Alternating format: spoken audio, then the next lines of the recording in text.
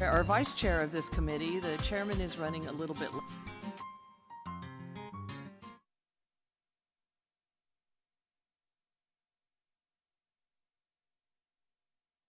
Well, let's take the roll call. Let's start there. Salas, Campos, Present. Ortiz, Here. Vice Chair Foley, Here. Chair Cohen. You have a quorum.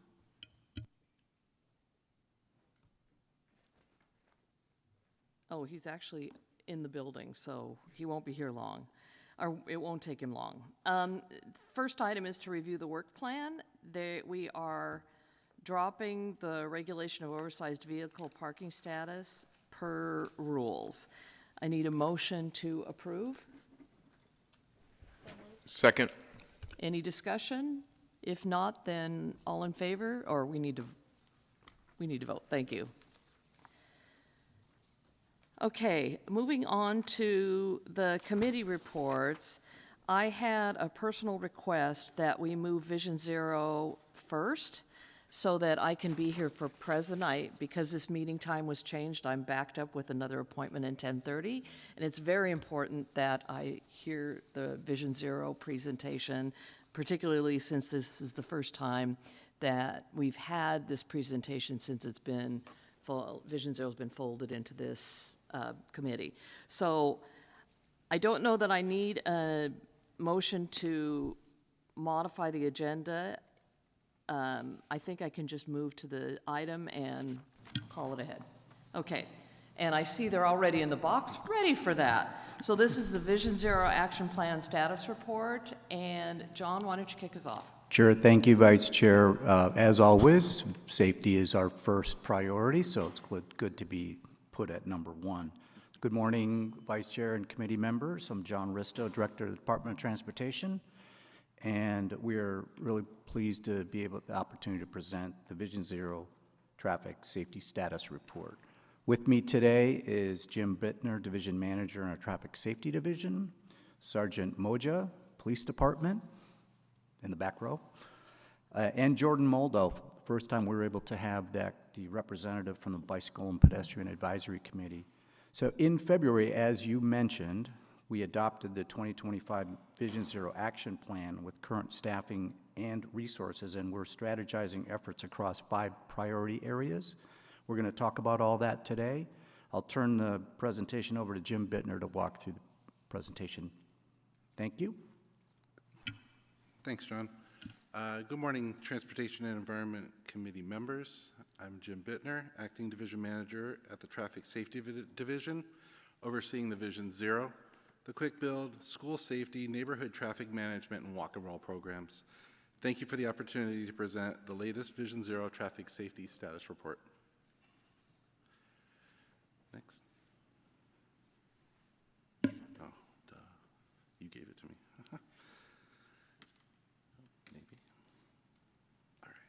Today I will be providing a brief overview of the new Vision Zero Action Plan and the trends in traffic fatalities and severe injuries over the past 10 years. The 2025 Vision Zero Action Plan, approved by Council in February, continues to structure its efforts around 5 priority action areas that are listed here. These were reintroduced in the previous action plan and ensure a clear and strategic approach in improving traffic safety.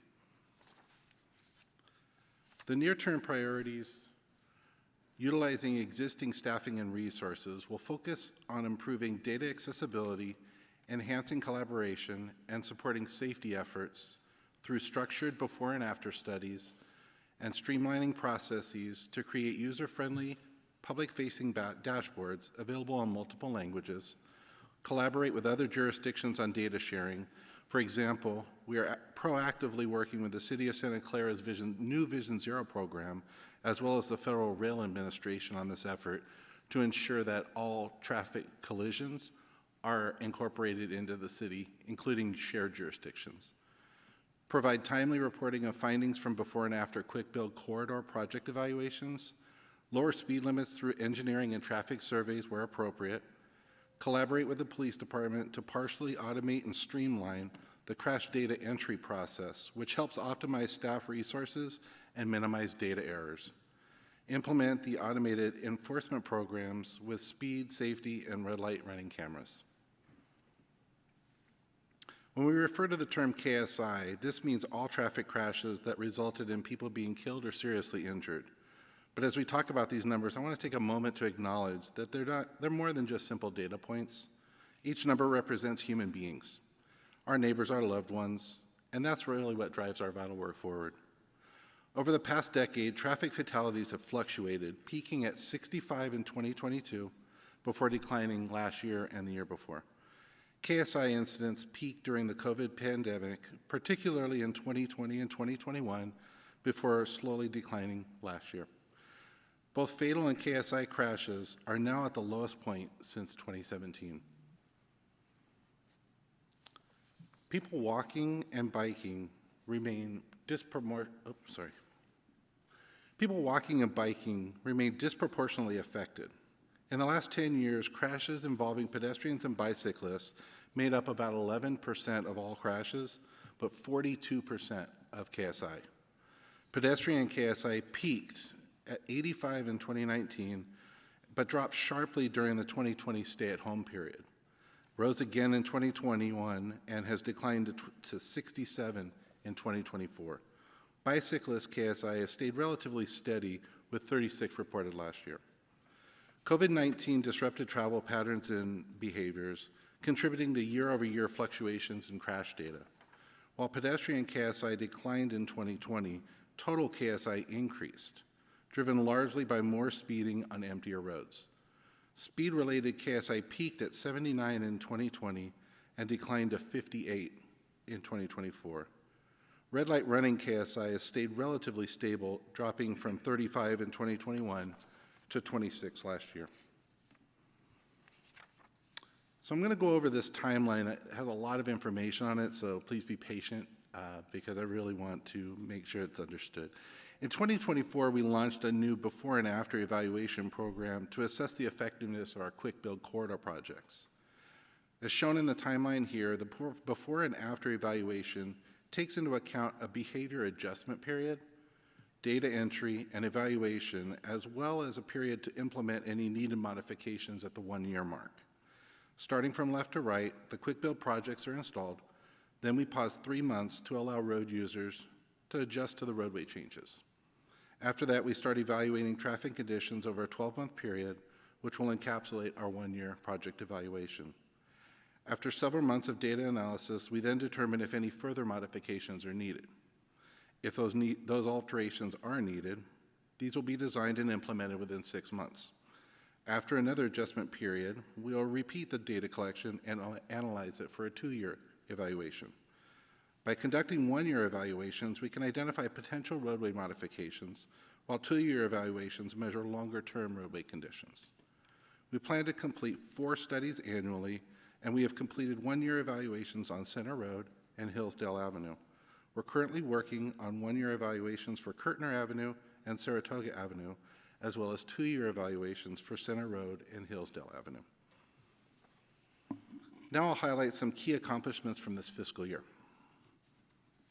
In the first 9 months of fiscal year 24-25, DOT has completed 376 safety projects across multiple teams, including quick build corridors, pedestrian safety, traffic signals, bike corridors, school safety, and the walk and roll program. These tables illustrate the completed projects by type and by council district. So when we talk about quick build projects, there are 2 types, corridors and intersections. Quick build priority safety corridors are often coordinated with planned capital and pavement work to accelerate improvements for vulnerable road users while saving money and minimizing inconvenience for road users. We recently delivered corridor quick build for Moore Park Avenue in about 12 months and Snell Avenue in 10 months, which includes the design, community outreach, and implementation. Quick build intersection treatments offer faster, cost-effective safety upgrades. This year we completed 6 intersection projects as well as 2 sideshow mitigation projects. Most quick builds are completed in less than 1 year, which aligns with the City Council's goal of completing all quick builds within 1 year. We also continue to seek additional ways to speed up these timelines.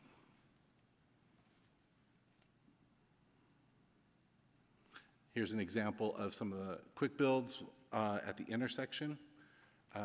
One on the left is a brand new one that we just installed in District 1 that has a painted treatment that makes it even more visible to traffic. We're still evaluating the overall costs as well as the benefits to see if this could be something that we do ongoing from here on out.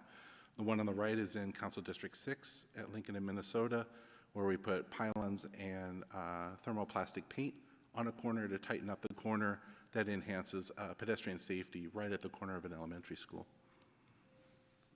Moving to grants, this fiscal year, DOT submitted 5 grant applications totaling $11 million for safety-related work, including pedestrian and bicycle programs, school improvements, and a bike plan update. Of these grants, $1 million was brought in for signal work. Looking ahead, there's uncertainty around federal funding obligations with a shift in the administration. DOT currently has about $50 million in federal grant agreements in progress, including $21 million in Safe Streets for All funding. This also includes major initiatives like the Speed Safety System Pilot Program that is currently pending further federal review. For school safety, we completed 31 access and circulation studies at schools across San Jose this year, evaluating traffic flow, walking and biking access, parking, and safety improvements. As part of this program, we also upgraded 282 school crosswalks to high visibility markings citywide. Our goal is to have all 1,800 school crosswalks upgraded in the next 3 years. Through the Walk and Roll program, we're working with about 90 schools to promote safe walking and biking, which is about 35% of all K-12 schools in the city. This includes safety assemblies, bike rodeos, and events like Walk and Roll Days and International Walk to School Day, all aimed at creating safe, healthy habits for our students. This program is actively coordinating with school districts' leadership to further increase school participation citywide. Speeding and red light running remain the top contributors to fatal and severe injury crashes in San Jose, as identified by our Vision Zero program. To address these dangerous behaviors, we're turning to automated enforcement tools, specifically speed safety cameras and red light cameras, which have been proven effective in improving driver behavior and reducing serious crashes. DOT estimates that implementing a 5-year speed safety system program will cost between $15.4 and $17.9 million, including both one-time and ongoing costs. On October 29, 2024, the Council adopted the Speed Safety System Use Policy and the required impact report, as outlined in Assembly Bill 645. This was a major milestone in launching the pilot. The request for proposals closed in January 2025, and staff are now reviewing vendor submissions. In addition, the city plans to install and activate red light running cameras at 4 intersections this summer. And with that, I'll turn it over to Jordan to provide an update from the Bicycle and Pedestrian Advisory Committee. Thanks, Jordan. Thank you, Jim. Jordan Moldow. Today I'm speaking to you as a volunteer member of the Bicycle and Pedestrian Advisory Committee, presenting on behalf of the committee. The BPAC appreciates the opportunity to present to the Transportation and Environment Committee. As an advisory body with expertise, lived experience, and engagement with the public, we have perspectives that we would like to surface as T&E makes decisions about the future of transportation in San Jose. We've submitted a memo with committee recommendations and a report of our activities. Today, I will briefly summarize our recommendations, most of which are aligned towards achieving San Jose's Vision Zero goals.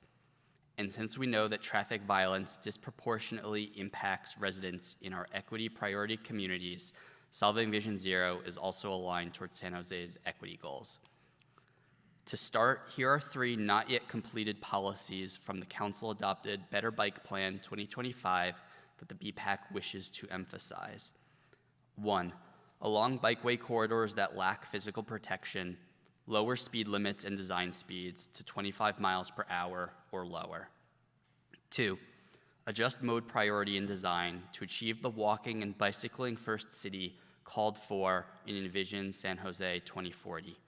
In urban contexts, single occupancy vehicles should be the lowest priority. And 3, update relevant city plans and policies to clearly articulate that protected bikeways are the preferred treatment on all roads with large speeds, volumes, and/or widths.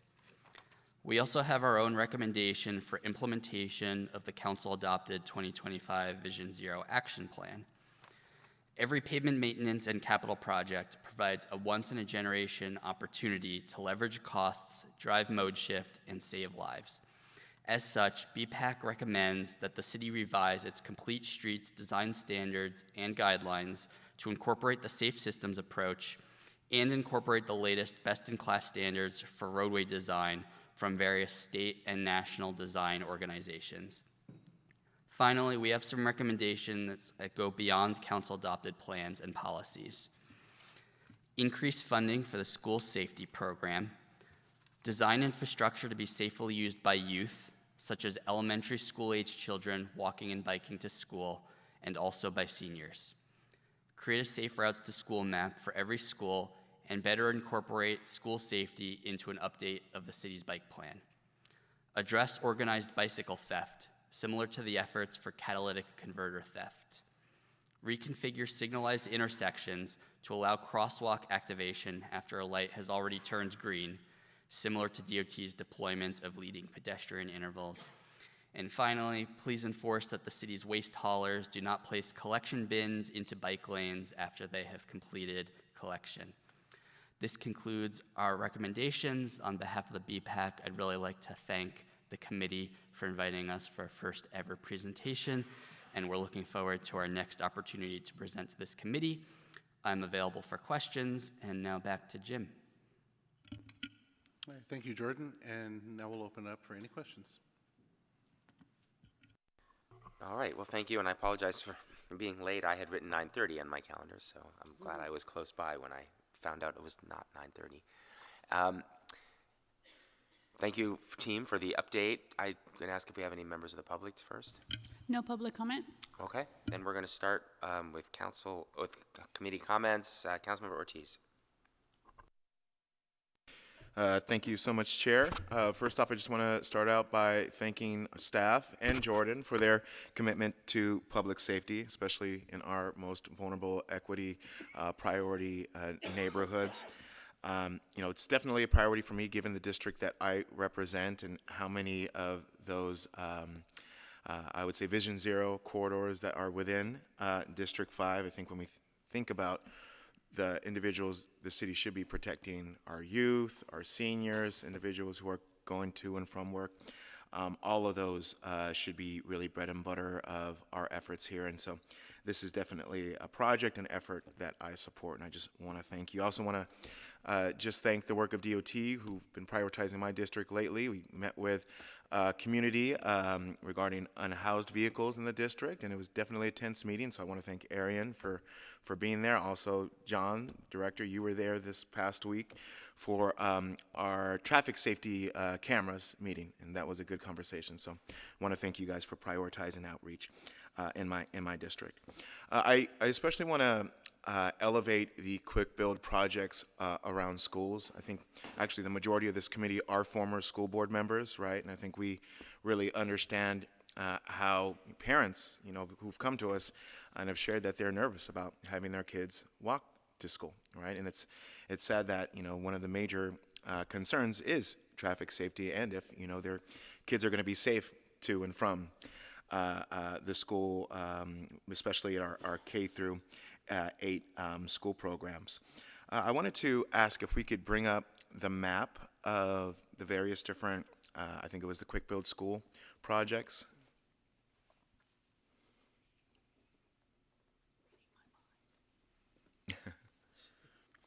I don't know, it's a little hard to, let's see here. Oh, these are the speed safety cameras. I think, oh, there we go. Awesome, and just so that I know and members of the committee can know, how were these projects prioritized, and should council members be pushing for more of these projects in our district? How can we make sure that our district gets its fair share of this investment? Right now, a lot of it is reactive. We get concerns from the council offices as well as from residents as well as from the schools directly. For the crosswalks, we're also partnering up with our pavement program to ensure that all school crosswalks are upgraded as part of that pavement program. That started last year.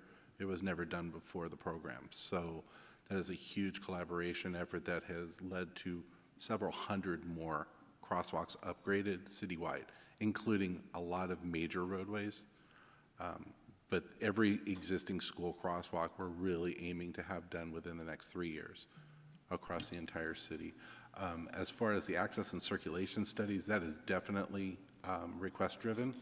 We have started looking at how we will prioritize those once those requests start to tail off, to ensure that every council district, every school district, public, private, charter is equitably distributed for the workload, to make sure that we have a lot of coordination with the leadership of all of those districts, including rocket ships, as well as private schools, to ensure that they're aware of the program.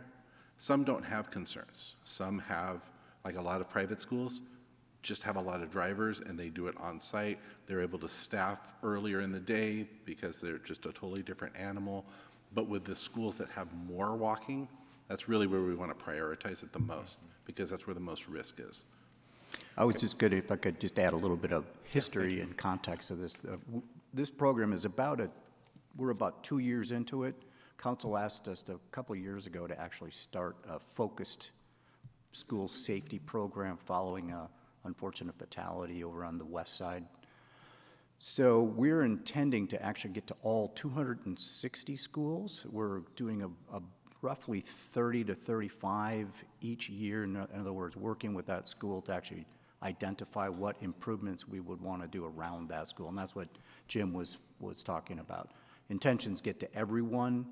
The first year of the program, we actually did a survey of all the schools so that we would get just an input from them. And now we're actually going through with each individual school to work with them with what improvements we're going to do. So ultimately, over that 5-year period, we want to get to every school. And just so that I'm also aware, these funds come from, are they allotted from the same amount of traffic improvement funds each council office gets a year? It's not a separate fund? Yeah, this was a separate fund. And it is a separate fund. Well, we used it, we had, a couple of years ago, we had some surplus funds through Measure B, the VTA Measure B program, pavement program.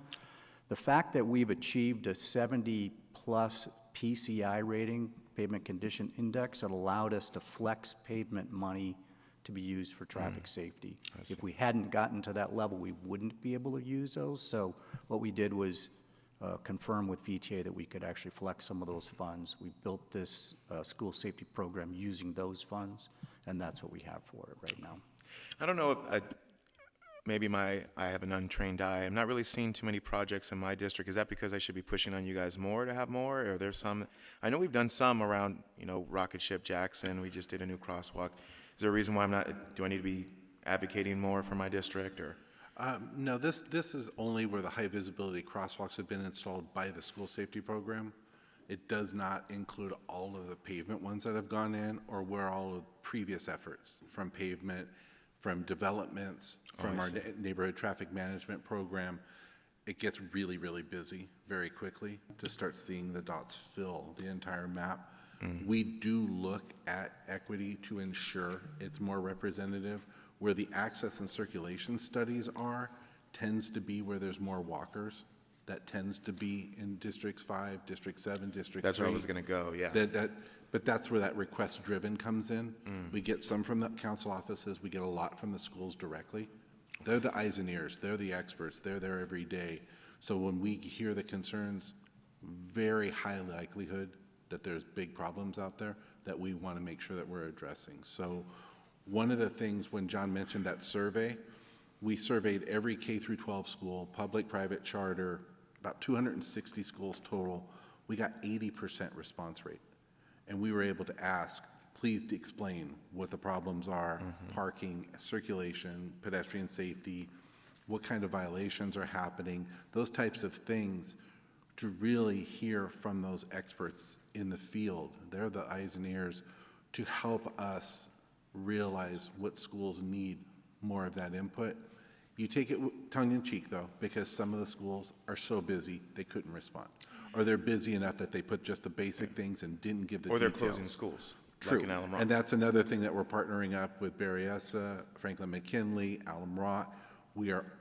Our walk and roll program is very in tune with the schools and their plans. We knew about these right when they started talking about them, so that we could start planning ahead. We're already working with the Berryessa School District to figure out the schools that are closing, where are the kids going to, and making those landing spots the priority for this coming fall. Because we know traffic will be completely different than it is today, to ensure that we're addressing where we know the problems are going to be coming in a few months. Appreciate that. Just really quick, I just hope you can understand as a council member, and a chart comes up and seeing a lack of, we're talking about high visibility crosswalks, 282. Seems like whether it was intentional or non-intentional, there's no projects in my district. And so that's a concern for me. And that's one of the things where that may be that they were already done. These are the ones that just this program installed. So unfortunately, that doesn't really reflect where we stand today. It just shows what that specific program has delivered in the last. Well, I have one-on-ones with John. Maybe we could follow Yeah, I was that just up. going to say, I was just going to add for all the council offices, we have the ability to map all the different types of programmatic projects, whether there be the neighborhood traffic management, what we would have done with a pavement program or for this, so that these are kind of broken out, and it's sometimes really good to see it all done in one map. Okay. As Jim said, it gets a little busy, but we have the ability be to helpful. show you by council district what has been done. Okay. And then finally, since it's on the same topic, I don't know if we're following the discussions right now at the LA City Council, where they just recently passed an ordinance where they're reducing speed limits around school districts from 25 to 15 miles per hour, which I imagine would be an undertaking. Have we taken that into consideration? Yeah, we had actually tested a pilot program probably about 15 years ago. And that was when the legislation did come out that allowed the flexibility to lower the speed limit. State law allowed the flexibility to go down to 15 miles per hour in school zones. We tested it. What we found were two things. One, it's a lot of signs, because if you're in an existing 25 mile per hour street, you just have one basic sign, looks like a house, says school. If it's a 15 mile per hour zone, you now have to sign it as a 15 mile per hour speed limit. Then at the end of the school, sign that it's a 25. So the signs start to add up across these neighborhoods. But the other thing that we realized was there wasn't much impact when we studied what the speeds were overall at those locations. It was, as I recall, because I've been here a while, it was probably 25 streets, and the overall data showed negligible change. Some were unchanged. One went up a mile per hour, one went down half a mile per hour. Overall, they became, for lack of a better term, just signs. So if we don't change the character of the road, and that's that safe system approach that's in our action plan, drivers are going to keep driving what they feel comfortable on the road. So it comes down to how do we change the character of the roadways to really make it comfortable to go 15 miles per hour or 20 miles per hour or something. Or maybe it's like that. intentional enforcement, coordinating with the police department. Okay, that may be a conversation I'd like to discuss as a council in the future. Thank you so much. Thank you, Councilmember. Let's go to Vice Mayor Foley. I know you've been longtime champion of this effort. Thank you. And thank you for the presentations, John, Jim, and Jordan. Nice to have you here. It's nice to hear the perspective of BPAC. So I really appreciate that you've been able to come in and present alongside with the Department of Transportation. And I want to focus on the schools a little bit too. It's really critical that we make our streets safe, particularly around our schools. And it amazes me, doesn't amaze me. It frustrates me to no end that some of the people driving the most recklessly around the schools are the parents.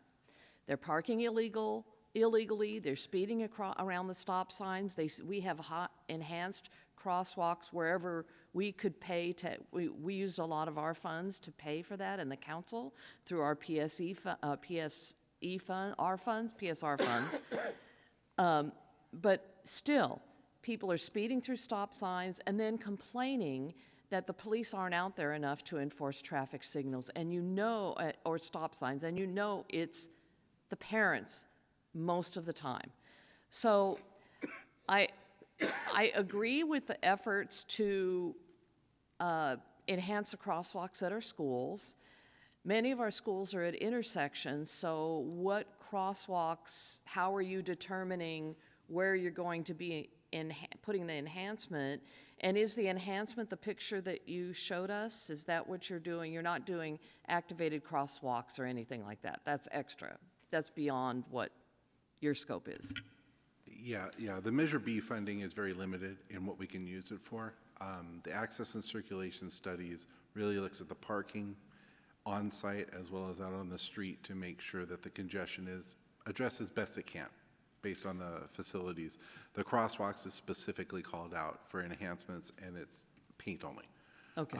We do use the thermoplastic paint, so it lasts 10 years instead of maybe 1 or 2 years before it fades. One thing I want to bring up, school-related, is the partnership with the Walk and Roll program. And really, the kids are the future. They're also the future drivers, but they're also the best police officers, because if they learn traffic safety and their mom or dad can go out and do something, the worst thing as a parent you can hear is your kid correcting you, knowing you're wrong. So to me, that is really the best incentive, is getting the kids who become those future drivers, who can be those parent police, educated. And that's for safety, for walking, for biking, as well as driving. And one of the things that I'm hoping to do is expand how many schools we can go to. We only have a staff of 4 for our Walk and Roll program, but we're looking at efficiencies in that and how we do the bike rodeos, and maybe partnering up with middle schools and having 5 or 6 elementary schools come in for a bike rodeo instead of going to one elementary school.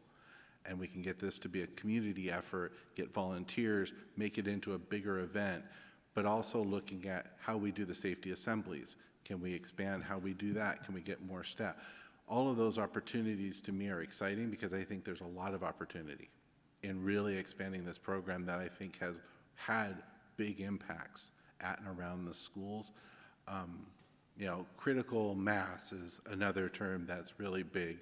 And if you have a lot of kids crossing the street, it changes the behavior of the drivers, because you got 45 kids crossing instead of 1 or 2 that might be under a tree. So I really want to see that expanded, and seeing what the opportunities are for the education from the bottom up, from the kids up to the parents, to the community that become those drivers. But those quick builds at the corner are another alternative that are relatively cheap. They're relatively quick. That one at Lincoln in Minnesota was installed within 3 months. So those opportunities are really great to figure out how we can get quicker improvements that aren't full signal redesigns that might cost $1 million. If we can go out there and do something for 10,000, those are the opportunities I would love to see more implemented. Well, I think that's great. The more schools that we have, safe crosswalks, I prefer seeing bulb outs and other ways to slow down traffic. But I certainly understand the cost. Each council office gets a pot every year to allocate towards improvements, and we use every dime. In fact, we've probably allocated every dime for next year already. So we're with all of our various projects, and most of those are, we respond to the community contacting us and saying, this is an area of concern, we'll investigate it. I'm lucky enough to have Kyle Lavaroni on my staff, so he's really good at investigating and working with Department of Transportation and seeing where we can do the improvements and how we can stretch our dollars, but it's not enough. I really, the Walk and Roll program is really valuable. How many schools do we have it at? We're at about 90 schools. When we did the survey a couple of years ago as part of the start of the school safety program, we had about 60. And one of the questions that we specifically asked in that survey was, are you interested in joining Walk and Roll? And we put a hyperlink directly to the program on the city's webpage. and said, are you a school, participating school? Yes, I'm interested, or no, I'm not interested. And we were able to get 30 more schools to join just from that effort.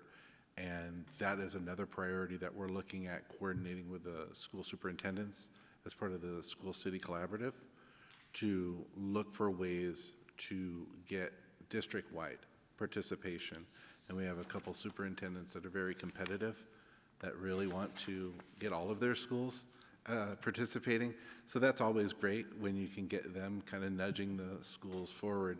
And I think a lot of it is the schools think it's more effort on their part than it actually ends up being. Well, we've also had complications where schools only have 3 assembly days all school year. And it becomes very hard to implement into one of those 3 days that they've already committed to. So that's why having that leadership at the superintendent level is wonderful, because they're the ones that can bend the schedules around and make things work. So we're really excited for that partnership. So you've just given me an idea. I've already planned on having a meeting with my elementary school principals around the start of the school year to come up with a strategy on educating parents and community on driving safely. Every year when school starts, I put out a message that is, please drive safely, kids are out now, pay attention to the roads. But, you know, people getting that are just the ones reading my Facebook posts or social media. They're not necessarily following Pam Foley like they're following the mayor or Councilmember Ortiz or someone else. So I like the idea of challenging the schools or the districts to be competitive with each other, because I think it starts and ends, you're absolutely right, the kids are the ones who will say, Mommy, Daddy, you didn't turn on your turn signal. You didn't stop at that intersection. You're going to get in trouble, you know, and nobody wants to hear from their kids that they're going to get in trouble. You know, we don't want to tell our kids that they're in trouble. So I appreciate that, the walk and roll program and the safe routes to school, and the BPAC highlighted that, as well as increasing funding to the school safety program. So you have 90 schools now. How many can you handle in the current budget cycle? And if you have to get back to me, that's fine. Thank you. That might be a little tough to answer. As Jim mentioned, we have 4 staff. Yeah. They are very busy, especially love this since we've job, though. started. Yeah, that's a great job. Since we've started doing the Viva Escuela, which are daytime. That's a bigger lift. There's a lot there, and we have a lot of schools interested in that. That takes a lot of effort, coupled with our police department is Right. also helping with all of that too. Well, so. and that, for those who don't know, that's where they close off the street right in front of the Yes. school for a certain amount of time before school and then right after school starts. It's really effective. The other day, Hacienda in my school district had a walk and roll. They started at the park and they rode their bikes, and they asked me to be a crossing guard on Cherry and Kimberly. We have had an activated crosswalk there, but it was broken at that time. So I'm standing out there with my Vision Zero vest on, holding my hands up, daring the traffic to come at me. And I felt not all that safe, but the kids were safe because I was the first line of defense. If they were gonna hit anybody, it was gonna be me, and that would have been something in the news. But I was really proud that they asked me to do that. I didn't have any training, but I figured I'm a mom, I'm a big person, I can stand out there and stare anyone down with the best of them. So I think the council offices love to do things like that. We love to be involved in our community in that way. So any way that the schools or your team want to involve us, we're happy to be involved. There's nothing more fun than starting your day with a bunch of kids.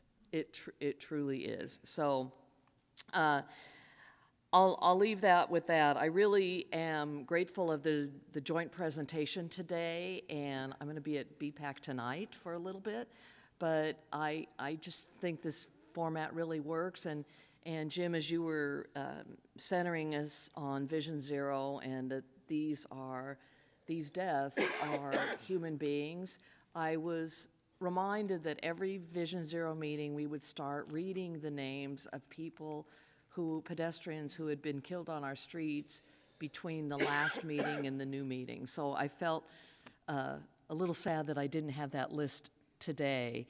I don't think I know we've had some, and I honor the families who've lost their loved ones and that we've lost community members. So thank you for centering us on what Vision Zero is all about. And Jordan, I always hear you about the trash cans, and every time I drive past an intersection, I think of, or not an intersection, a bike path, and there's garbage can in the way, I think of you. So it is not off our radar, that's for sure.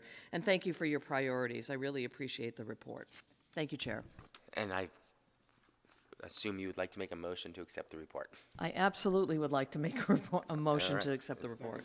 All right, we have a motion and a second. I want to just follow up and thank the team for all the events you do at schools on school safety. I second the idea that Viva Escuela is a great event, and one of my favorite things to go to every year is when a couple schools hold those in my district, and definitely brings out families and the community and makes them think about how they get to school safely. Yeah. Jordan, thank you for always centering bike and pedestrian safety and accessibility, which is something that many of us don't always think about every day, just because the most people we hear from are not bicyclists. When we hear in our office from people who want road improvements, although we have overlapping interests with people who have children on streets who are worried about cars going too fast and areas being unsafe. And I'm grateful that you started talking about the school closures. Obviously, we have 3 in Berryessa starting this fall, and all the work that's been done to evaluate and understand traffic patterns I'm a bit worried a lot of it is kind of almost completely outdated, and will be a lot to learn next year. But I'm glad that in my district, have 2 new enhanced crosswalks going in at 2 of the key locations that will help people who now have to go across major streets. The schools in my district, but also I think across the city, were built as neighborhood schools with the idea that people will walk to them. Mm-hmm. Unfortunately, even people who live walkable often drove to school. That's what caused a lot of our problems around schools. Now that we've moved, now the schools are closing, though, we have people coming further distances and coming from ways that either it's too far to walk or people will be less comfortable walking. So we have to be watching very closely at the effects of these changes. So I'm glad that DOT will be involved in that. And just going to ask a question. As we observe things, I suppose, and the school residents observe things, is there a direct conduit that we should have with DOT in terms of providing input on what we're concerned about in those areas as changes occur? Absolutely. If you see something in your district that is a changing pattern that we haven't picked up, please let us know. So just anybody, I guess, in your team is fine. Okay. Through me or directly to Jim. Okay. And then on the question about the crosswalks and how they knew, now that we're repainting them in a brighter and more noticeable way, the streets that had been paved before this new crosswalk method started, we're going back and trying to catch those as part of our process? When we're talking about the major roadways, the high majority of them were already getting enhanced probably for about the last 7 years. So it's spread across all the main roadways, almost citywide at this point. For the neighborhoods that have not been paved, we are looking to see when they're going to be paved, and if it's going to happen this year, then we will do it as part of the paving program. If it's going to happen next year, then we'll just use regular paint instead of the much more expensive thermoplastic, because we know next year it's going to get paved with thermoplastic markings. The ones that have been paved over the last 2 or 3 or 4 years, those are the ones that are unfortunately going to be second tier, just because we've got all of that coordination to do. But like I said, within 3 years, we're aiming to have every crosswalk done. So even the ones on streets that have been previously paved, the aim is to go back and upgrade those crosswalks in the next 3 years? Yes. Okay, great. All right, I don't see any other hands up, so let's move to vote to accept the report. All right, that motion carries 5-0. Thank you very much. And we are on back to item D1, our City Infrastructure Quarterly Report.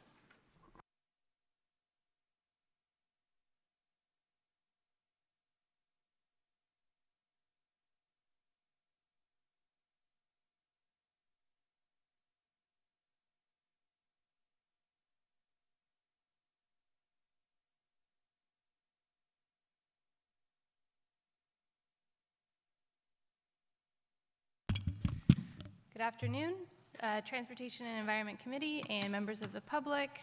Erica Garofo, Lead Resilience Strategist in the City Manager's Office. Today, I will be presenting the final City Infrastructure Strategy quarterly update for the fiscal year with the current set of work streams. After I cover our usual overview of the past quarter's results, I'll end by sharing a draft of the in-progress portfolio for next year's work streams.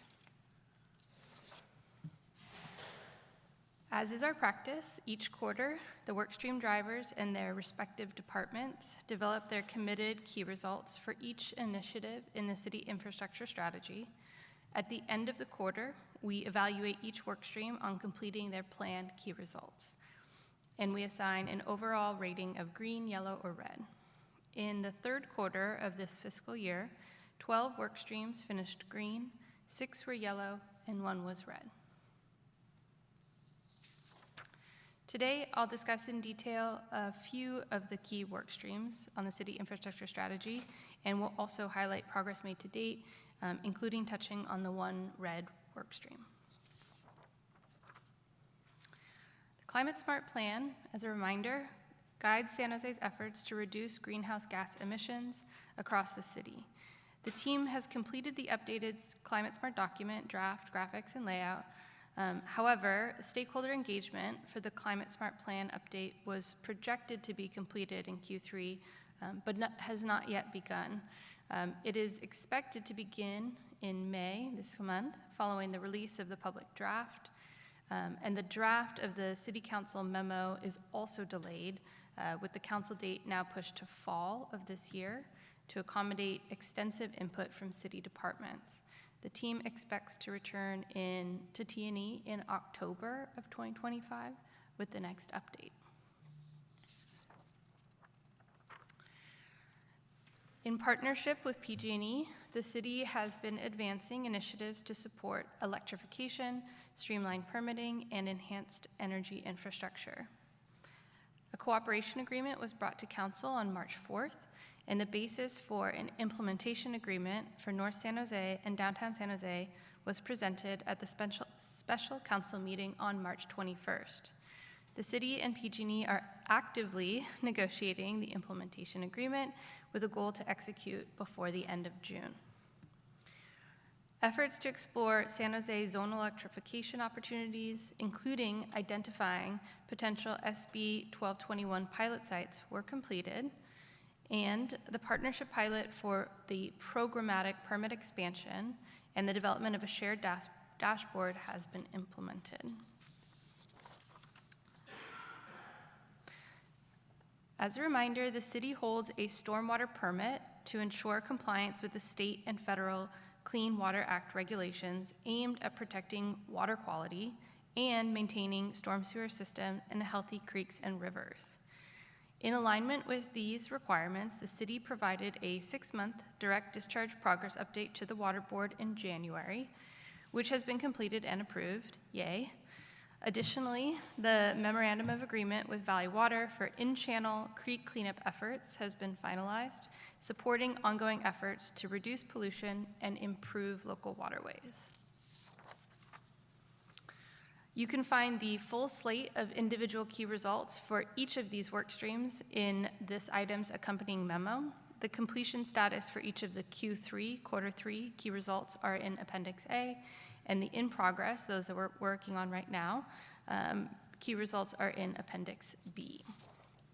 So before I end, I wanted to share our current draft of next year's city infrastructure strategy for 25-26. So as a reminder, the city infrastructure strategy functions much like a focus area, We use this framework to concentrate attention and support on key teams driving this work. The selected work streams are typically transformational, require cross-departmental coordination, involve new types of projects, or necessitate close collaboration with external agencies. While many teams continue to advance projects within their individual department work plans, this strategy highlights a select group of efforts that warrant that special and close attention. And I also want to mention that just because it's not on the strategy does not mean that it won't come to T&E. There are items that are on the T&E work plan that are not on the city infrastructure strategy. So this version that you see up on the screen is our current draft for next year's portfolio. This updated portfolio reflects a few shifts. The Climate Smart workstream has graduated from the strategy and will be incorporated into other work streams pending the passing of the operating budget, which will shift Climate Smart into the Energy Department. We dropped the municipal electric utility workstream as that work is on pause while we pivot to work more closely with PG&E. We've also removed the citywide building electrification as this work is incorporated into the Energy Department's operational work. This portfolio may continue to evolve between now and the end of the fiscal year as we continue to refine the work streams, highlight, and ensure teams have the support that they need to drive progress on these key initiatives. We will be back in October for our next update. Thank you, and I'm available for questions. Thank you, Erica. Do we have any public comment? No public comment? Okay, I don't see any hands up. I have a couple of questions. First, I noticed I get nervous when the climate and electrification things are dropped off of this list and said these are incorporated elsewhere. I know that those are things that we'll be seeing as a committee in an ongoing way, but what is it, can you just kind of describe the philosophy of what it means to be on the infrastructure program versus being incorporated elsewhere? So I'll say it's probably more art than science, and so some of this is paying attention to where the priorities are at, where we need to pay special attention to. One of the things that we do in operationalizing this work is each quarter workstream drivers are committing to those key results, and so that's kind of how we keep our attention on those items, things that we really don't want to see slip or things that we maybe just need to pay closer attention to. For things that we have confidence that the departments can handle, it's kind of their bread and butter. Vision Zero is a really good example of this, right? We have had Vision Zero on this before, and we dropped it because the department is capable of doing that. There's kind of an ongoing and recurring mechanism for reporting, and so we didn't feel like it necessitated the additional focus on here. So that's kind of the balancing act we're attempting to do. Okay. And the reason I'm thinking about this is we're a long way off from our electrification goals, and especially in building electrification. And we've talked about this 2030 objective, and by sort of taking it off of here, it's one less place where we're keeping it top of mind and in focus. And while I'm very excited about the Energy Department's programs that will begin to provide significant amounts of incentives and help people be connected to resources to do the work, I just want to make sure the city still thinks of it as ourselves as a driver, and in both educating people and coordinating the work. I'm happy to take that feedback back to the department, and we'll take another look at it. Okay. Thank you. And then just the other question about the phrasing. When you showed that chart and you had green and it said complete, clearly these are not, it doesn't mean the strategy is complete. It meant that, I guess the better phrasing in my mind would be that the milestones that have been reached are on schedule. Maybe green means on schedule without any delay or something, as opposed to complete. Yeah, so the completion is for the key results. So each quarter, the departments and the workstream drivers put together a list of 2 to 5 key results that they hope to complete that quarter. So the completion is for the key results within that quarter. Oh, yeah, okay. I mean, I started to understand that as you were talking, but when I first saw the chart, I was like, whoa, look, these strategies are, I guess it's just a little misleading on the way it's presented. That's Thank what you. was- I can definitely take a look at that and make that a little clearer. Okay, Thank you for the feedback. All right, well, Councilmember Salas. Thank you, of course, for the report. This weekend, after the mayor's State of the City, a number of us were working along the Guadalupe River and the Cayuga Creeks. You mentioned that it's a lot cleaner. Do you have real time or any kind of monitoring to know if what the, if you will, cleanliness was? And I'll just mention that I was with the mayor's wife, and she said, "Oh, it's so ugly. I don't want my kids to touch it." But I'm not convinced it's that dirty, especially after what you've said and what I've seen happen in the last couple of years. Do you have consistent monitoring or occasional monitoring? I am not the best person to answer that question. Let me just take a peek and see if anyone from ESD is here. I don't see anyone from ESD, so I will get back to you with that. Thank you so much. Okay, do we have a motion to accept the report? Move approval. All right, we have a motion and a second. Let's vote. All right, motion carries 5-0. And we're on to our final agenda item for today's meeting, our Vehicle Concerns and Service Improvement Status Report.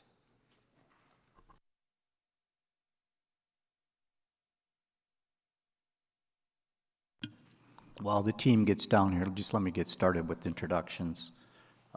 John Risto, Director, Department of Transportation. Joining me soon at the in the box will be Khalid Taflik, our Chief Information Officer, Arian Collin, Division Manager, Department of Transportation, and Namrata Batra Agrawal, Products and Projects Manager with the Information Technology Department. I believe Namrata is going to take it from here.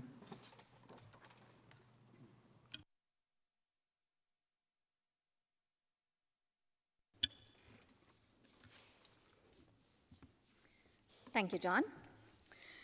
Previously, all vehicle-related issues submitted to SJ 311 under abandoned vehicles were manually reviewed and routed directly into DOT workflows. With the introduction of the new Vehicle Concerns Service, the system now automatically triages and assigns service requests to the appropriate one of the 5 city departments involved in addressing vehicle-related issues.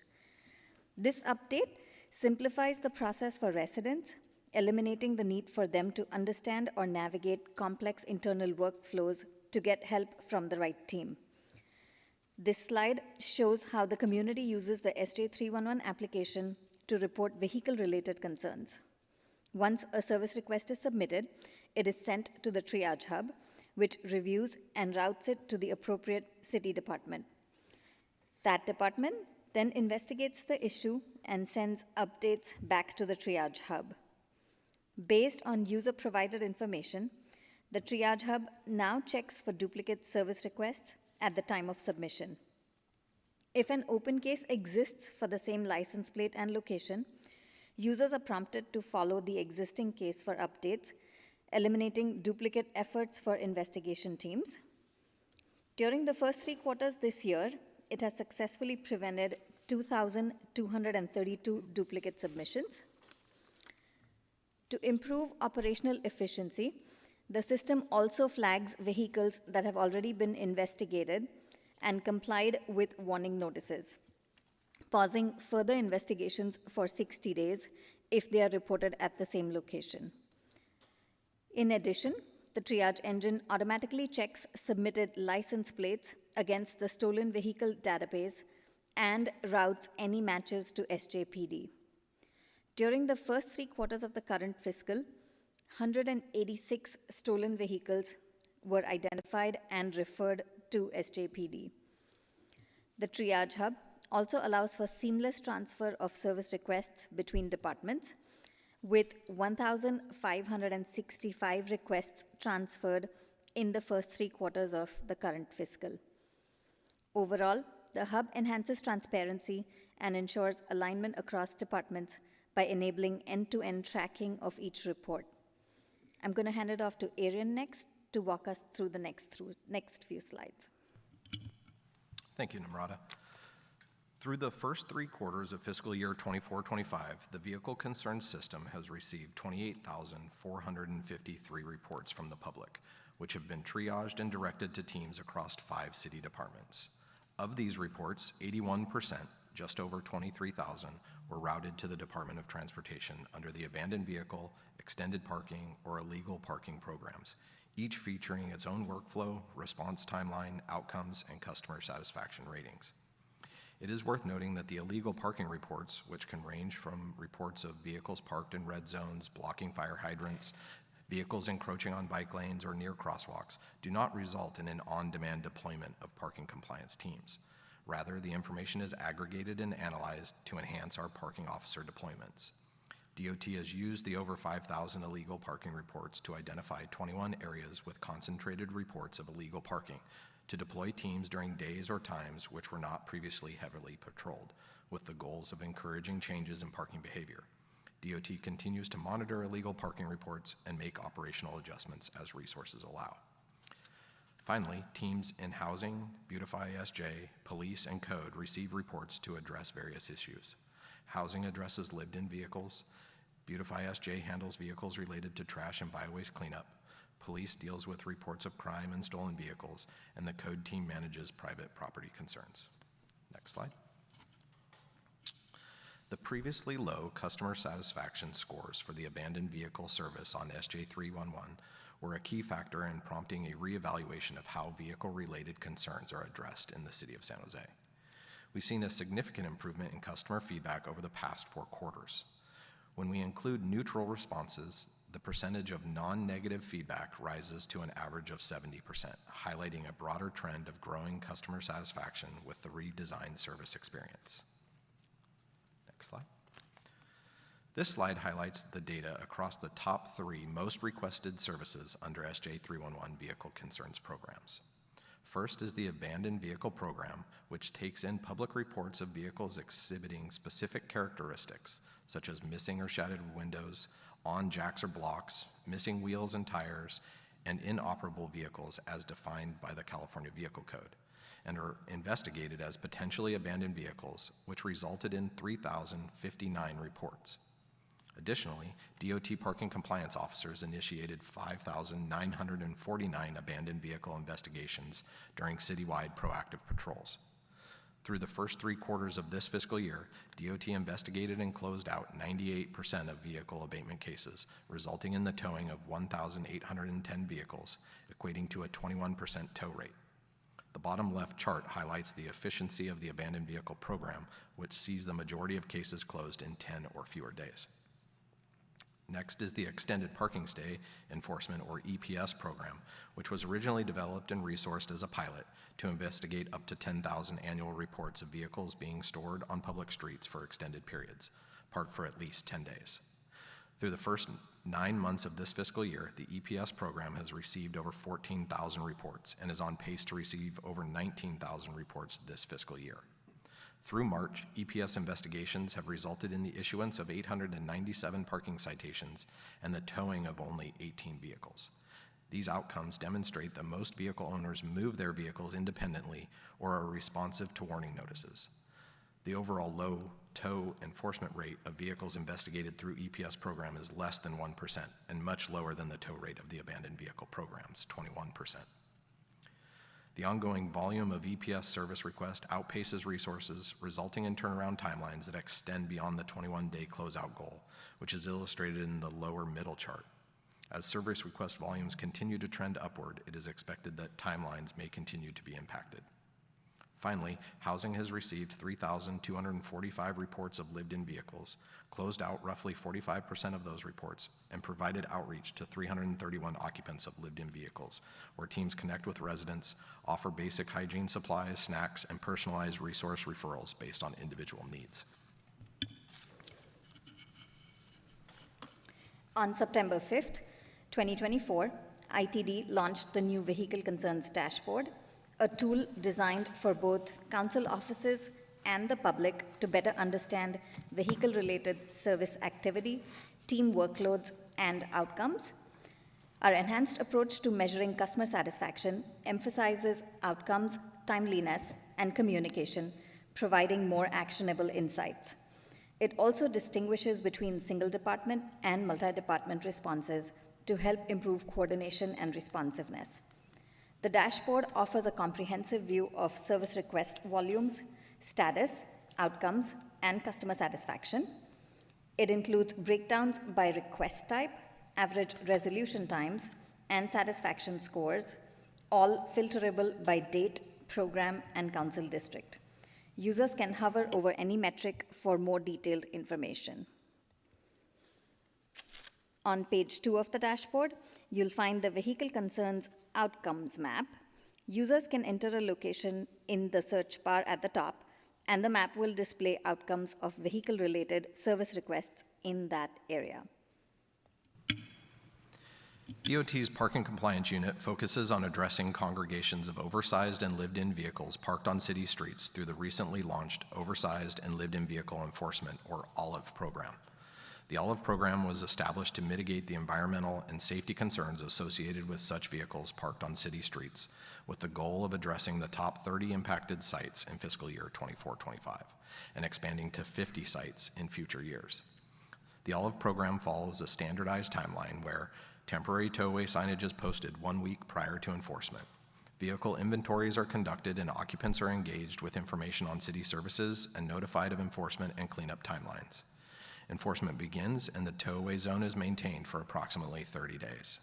Ongoing monitoring is conducted at 14, 30, 60, and 90-day intervals. Since fieldwork began in January 2025, DOT has implemented and enforced temporary parking restrictions at 18 OLIVE sites. As expected, the program has seen strong initial compliance with 97% of vehicles identified at OLIVE sites voluntarily relocating varying distances. Across the 18 sites, DOT identified 167 lived-in RVs and trailers and 514 personal vehicles, with enforcement resulting in the towing of 10 RV and trailers and 12 personal vehicles. It is worth noting that when there are alternative and authorized parking locations available, such as in the case of the Berryessa Safe Parking Site, the OLIVE program and coordination with housing was successful in relocating vehicles off the street. The OLIVE dashboard website features multiple tabs, including an introductory overview of the program and the fall 2024 citywide inventory data, which is highlighted on this slide. The dashboard allows users to filter specific data categories such as oversized and presumed lived-in vehicles and includes a search function so users can easily explore data near their home or business.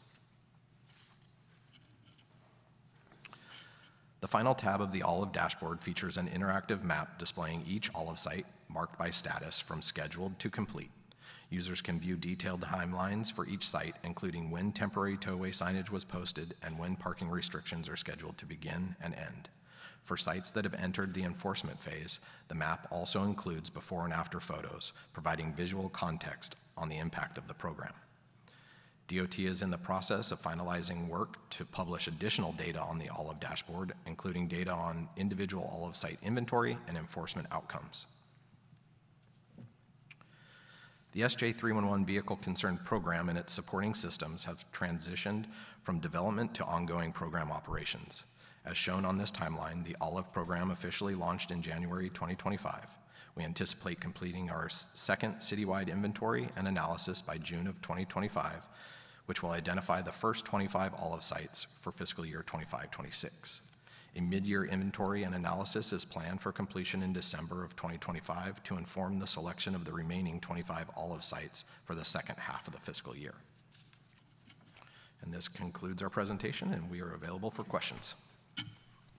Thank you. This is always a report that sparks a lot of interest, so I look forward to comments from my colleagues. Do we have any members of the public? No public comment? All right, let's start with Councilmember Ortiz.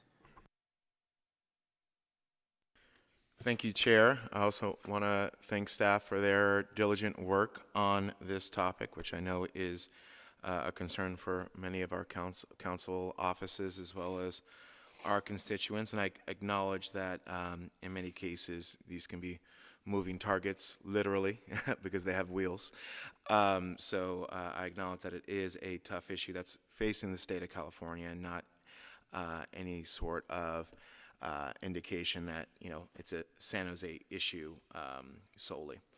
As I've said before, on this committee, vehicle blight, illegal parking, similar concerns are a major pain point for my constituents, who I continue to get emails from, frustration from, and I know everyone here knows that because I email you guys. I know John and Rick have been very supportive, as well as Arian, in regards to my concerns.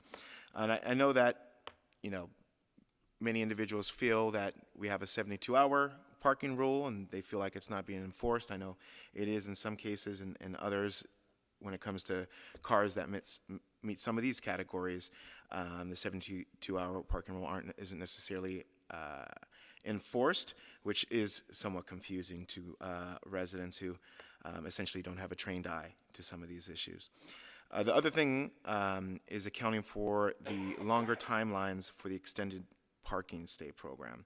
I just want to update, and I'm sure you guys have heard this, but residents feel it's too easy to game that program or get around that program. I've heard stories of inoperable cars just being pushed a couple feet, and that being enough to avoid citation. So even though they may be chronically storing inoperable vehicles up and down a residential street, they're able to find ways to get around being cited. So I have a few questions. So first one is, have we started looking at how to essentially target these vehicles that may be in the gap of not really fitting into existing enforcement solutions? For example, not necessarily being abandoned, but still acting against city ordinances, or disrupting neighborhoods.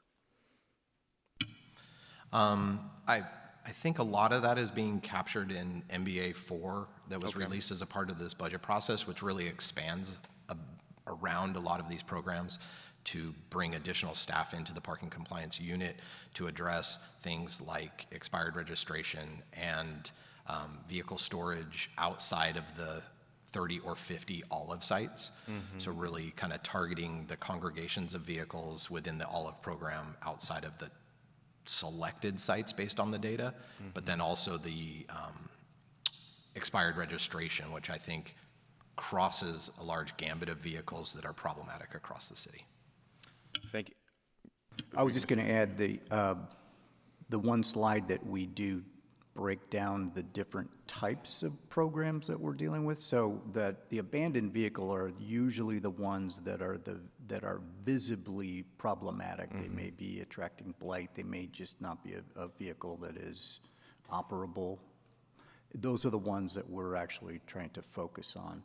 The extended parking stay, I think, is the one that is causing the most concern, with just a vehicle, maybe not visibly problematic, but just stored on the streets for a longer time.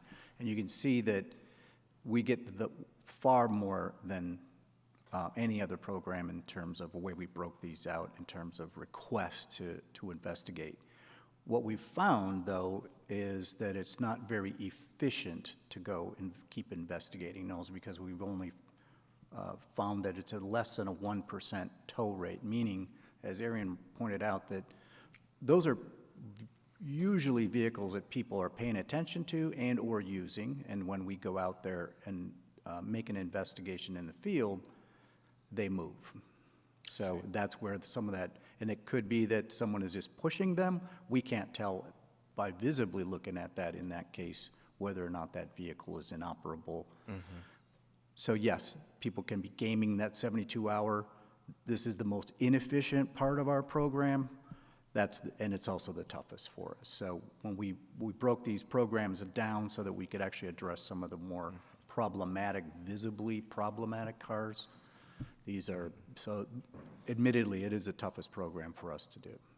I have a follow-up question, but I wanted to ask, just for informational purposes, why are we including, I guess, the oversized, not occupied vehicles? Is that just like people who own an RV in their home, or like these are things that aren't embarrassed, just aren't abandoned, they're just like a family large vehicle, I guess? Yeah, the data point for that was oversized by definition, so over 6 feet tall, 7 feet wide. So box trucks, plumbers' vans, kind of anything by definition, because we would often hear the term oversized used, but in reality, it's a large number of vehicles that aren't necessarily the target of a lot of the work because they're just vehicles on our streets. Some are problematic, but by and large.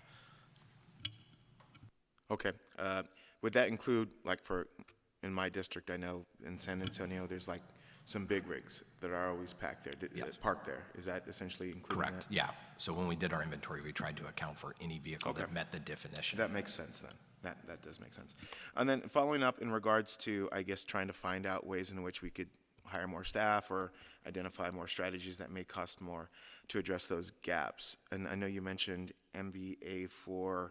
I haven't seen that yet. Do we have any understanding how much funding it would take to, I guess, build a robust solution? I believe it's about $1 million a year. Okay. I just want to add, Councilmember, just to make sure that while MBA 4 does talk about some additional funding, one of the big things, and I think you mentioned in an earlier council meeting, is it does shift resources away from the EPS and puts those teams towards the new programs that we wanted to address, which is the expired registration, parking and sweeping enforcement, a new way of doing that, and then an enhanced olive program as well. So it is shifting some resources and adding some at the same time. Okay. And just for the record, EPS, what does that stand for? That's that extended parking stay that we were talking about. So being inefficient, what our recommendation was is that we start to shift away from that and put it into what we think are going to be more effective, and that's what Arian was talking about. One of the new programs that we do want to try out is an expired registration team that focuses on that citywide. And I think that might cover a large gap of vehicles that we have found problematic. Okay. Thank you so much. And then finally, are there any, I don't know if we've researched any municipalities, any sort of, existing performance standards for proactive patrols? Have we seen other cities do that? What sort of innovative solutions exist out there in the market? Do you have any additional context in what specific realm of enforcement? A lot of our districts are different. Some communities may have more time to make reports than others. A lot of times, and we've done, equity scores where it's like, oh, well, District 5 and another district, they report at the same time. It takes 10 days to respond to it. But if some districts have people with more time to report, there's going to be mixed results regardless of how long it takes city staff to respond to it. So that's why in some of those harder to reach, vulnerable areas where families don't know about 311 and other things like that, proactive reporting may be a potential solution. I just don't know if other municipalities or if we're seeing any sort of standard around that. I don't know about a standard, and I think that's, you said proactive. I think that's part of the reason why we went to that model, to ensure that all of our streets are hit with a regular cadence, as opposed to, trying to guess and game exactly where they should be, so that every council district gets the attention relative to that. Obviously, there are some hotspots that get highlighted through our data sets that we address, but by and large, the proactive enforcement model that we deploy across our various service deliveries ensures that we get across the city, especially with the small staff that we have. Aaron, can you just review what we do on proactive patrols, the different kinds that we do and how often that happens? So we have proactive safety patrol, which is going around the entire city looking for that illegal parking piece. And then we also have proactive vehicle abatement teams, which I highlighted in this staff, so that those blighted vehicles, we're addressing the public complaints that come in through 311, but our team is proactively going out there and self-identifying vehicles and working those cases in addition to the public cases. I believe our data showed that we have nearly double the internal generated cases as we do public in terms of the vehicle abatement program. All right, thank you.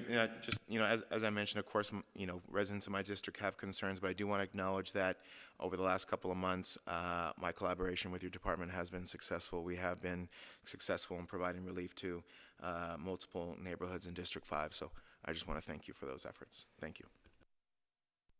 Thank you, Councilmember. Let's go to Councilmember Salas. Yeah, just thank you.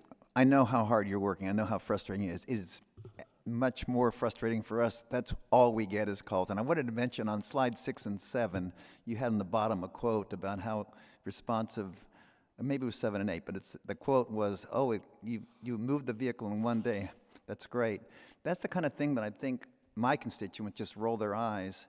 I think it's really important to acknowledge how this is probably the biggest pain point in the city, and putting a quote like that is just, I think it takes credibility away from what I think you are accomplishing, because I know how hard you're working, and I know how frustrating it is, but it's just not, there's no one who's calling me and saying, "Oh boy, they moved that in one day, or even 1 week."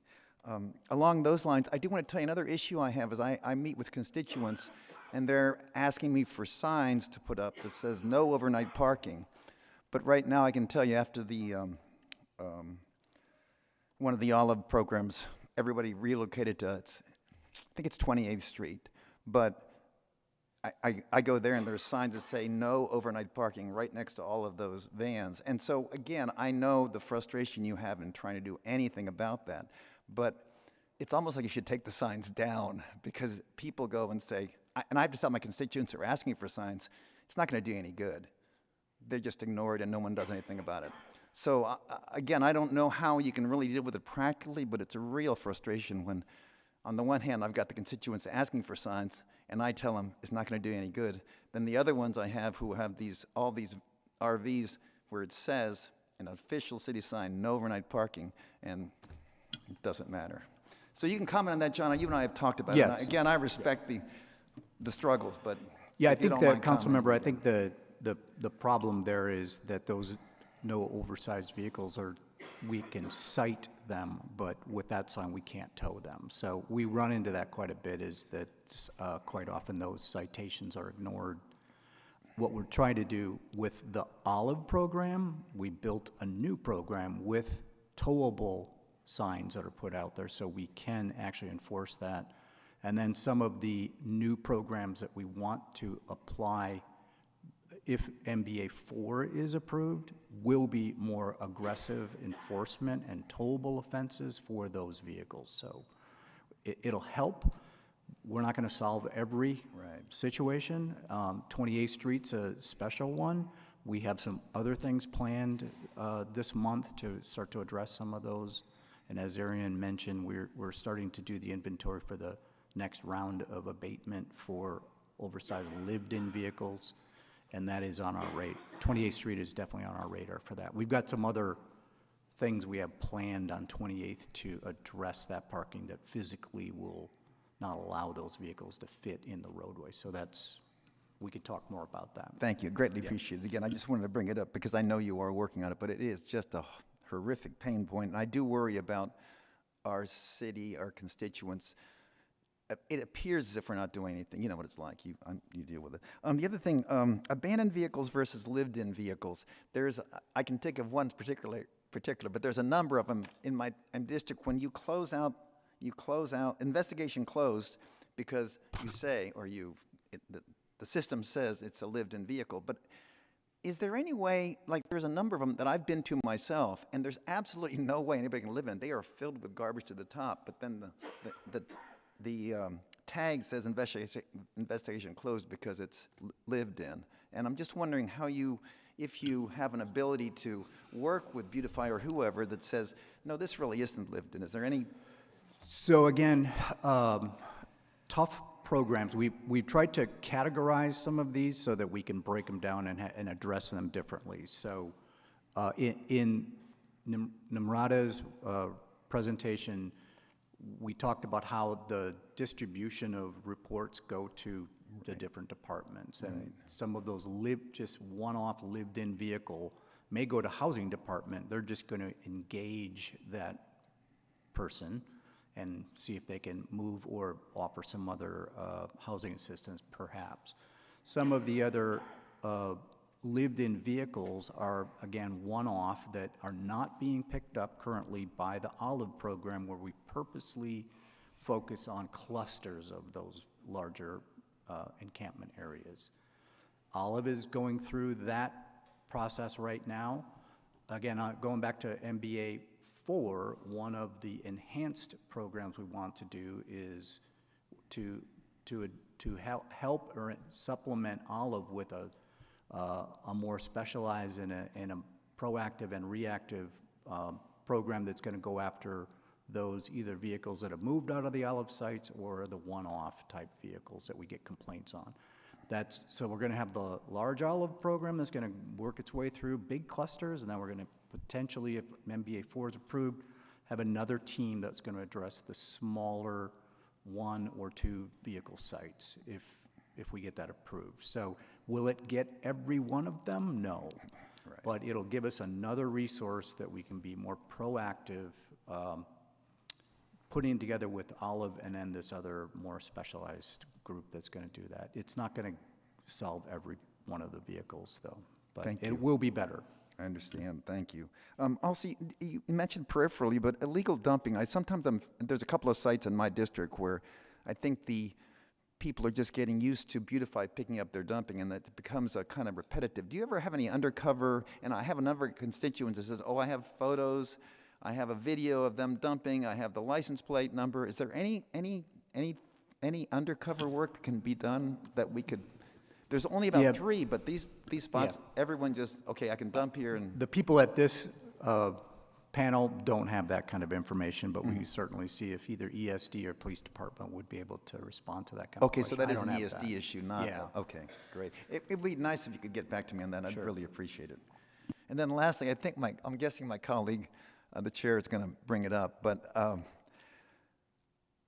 you know, you had your before and after photos of the Olive program, and they're beautiful, but if you go 2 blocks over, you know, there's all those vans are there, and I believe you're doing the right thing, and I think it's an iterative process, but I was over at the Columbus Park this week, and I believe you're going to be abating that soon, and I was shocked, and I've been shocked 2 months ago when I was there, but it's 3 times the size, and when you abate that, I don't know where they're all going to go, but it's going to be a mess.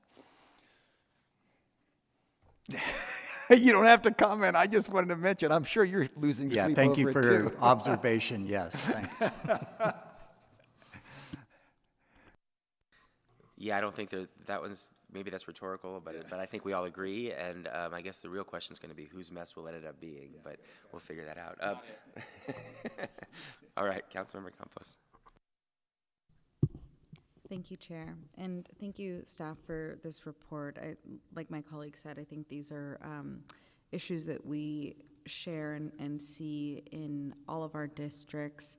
I think particularly for my district and District 2, where we don't have robust public transit access or frequent service, and the way that our district was built out, there are a lot of communities, neighborhoods where, due to the lack of public transit access and service, folks are essentially required to have a car to get to work, to get to school, to carry out their daily life activities.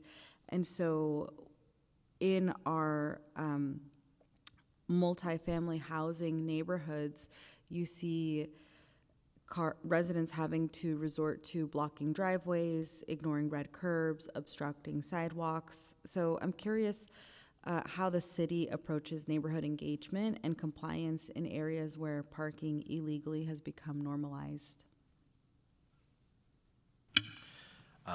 Thank you for the question. I can speak to the illegal parking piece, and I highlighted it in our presentation. We take in reports through SJ 311. We don't automatically send officers to every report of a red curb or a blocked crosswalk or bike lane. We aggregate a lot of that data and then make some informed decisions around where we can deploy officers. So if there's reports of consistent red curb, let's say, or bike lane blocking in the evenings, and we look at our data and say that our officers are typically going through during the day, then we can make some strategic decisions to deploy some officers for a period of time in the evenings to try and identify, find the violators, and encourage change in behavior. So that's one of our biggest aspects. Okay. in terms of engagement around generalized illegal parking, it isn't something necessarily that my team does. I know we do participate in, school education visits and stuff like that. So that is a component of educating people on behaving properly, if you will, but there isn't, from a parking compliance standpoint aspect, we aren't actively out in the community educating people on. So what would it take to get to that level of neighborhood engagement? I'm just seeing if I've got any notes on that. I think, there are the neighborhood traffic teams within DOT that may own some of that kind of community engagement aspects. And then our proactive patrols across the city are attempting to get to every street on some regular cadence to identify illegal parking across the city so that there aren't streets left out, if you will. But we acknowledge that we aren't catching every act of illegal parking across the city and probably never will. Just to add to the proactive patrols hit every city street somewhere between 10 and 14 days. That's not enough to catch everybody doing illegal parking. What we do, we don't have an education program per se, but quite often we are asked to go to community meetings that in some areas that may be heavily impacted by parking, where our parking compliance officers and supervisors will show up at that community meeting and explain what we do and how to do it, and then for people how to report. So we've done that quite often where we'll go to community meetings and talk about how the program is resourced, how they can help us to be better with that.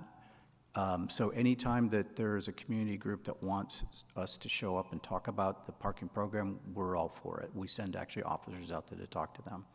In addition to that, in some, and this isn't necessarily meant to address parking, but in some heavily impacted areas that our street sweeping program isn't able to get to the curb, we do have enhanced sweeps, and that's a coordinated effort between council office, police department, and parking to actually address an entire neighborhood to make sure the street sweeping happens better. In that case, we're posting that area to actually have people move their cars, which is one of those things that gets to the enhanced or extended parking stay and abandoned vehicles that addresses that. The objective here is actually get better street sweeping in really heavily impacted areas. We do about 14 of those a year, so we try to do that in council districts that need that extra help. So that is another avenue that we can use in some of those heavily impacted parked areas. And that sounds like a really great proactive approach to helping clean our streets, removing blight, getting vehicles in circulation or removed vehicles that are no longer in circulation. Are there limits that our city is facing to be able to do that more proactive, community-led, community-based work? It's just a budget. So we have, every year we try to put into that entire budget about 14 neighborhood areas that we would work with council offices to address that. I don't want to go back to MBA 4 again, but within that, the third area of enforcement enhancement is a pilot project for street sweeping that we want to see if we can be more proactive and actually try out towing zones, and we'll pick one location area to do that. That's in MBA 4 as well. Right now, whenever we're doing street sweeping in signed areas, not every street in the city is signed for street sweeping, we can only cite those vehicles, we cannot tow them. So we're going to try a pilot program in one area just to see if that works better to move vehicles when we're trying to street sweep. Yeah. Again, we haven't done this yet. It'll be a new program that if council approves that manager's budget addendum. It would be really interesting to know, the differences in the neighborhoods and these approaches, because like I said, South San Jose is interesting in that it's doesn't have the strong public transit service and access that a neighborhood like downtown might have, and particularly when we're looking at these neighborhoods that have people living in close quarters, they really have no option other than to live a lifestyle that may not be conducive to their own best health or their neighbor's best health. And so I really want to acknowledge what it would take to get a more community-led, community-based, people-centered approach to addressing these issues. I know that funding is limited, and so we have to be very, wise about how we are choosing to spend staff time, resources, and city dollars on addressing some of our issues. As Councilmember Salas ended his remarks on, with programs like Olive, you see very tangibly the results of, essentially kicking the can down the road and not putting people into better situations.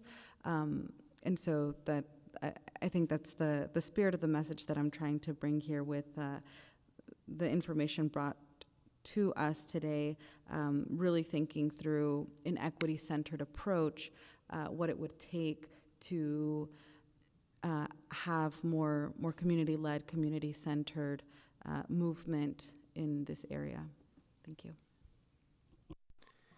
It occurs to me while listening to Councilmember Campos's questions that we do some proactive outreach from ESD when it comes to garbage and what we expect from residents. And so I know that there's mail that goes out periodically that has information on it, and we've done the same thing to remind people about how to get large item pickup and things like that.